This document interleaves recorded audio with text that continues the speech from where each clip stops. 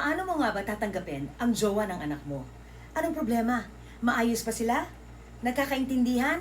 Basta nagpapakatotoo. Baka mas okay pa sila kesa nung kabataan natin.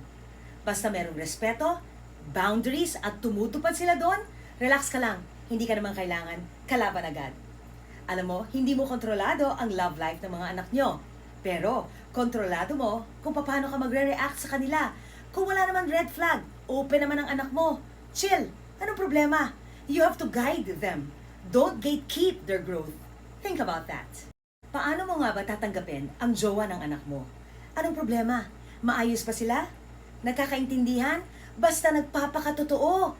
Baka mas okay pa sila kesa nung kabataan natin.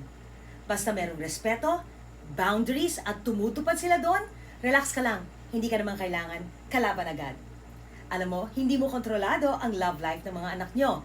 Pero, kontrolado mo kung paano ka magre-react sa kanila.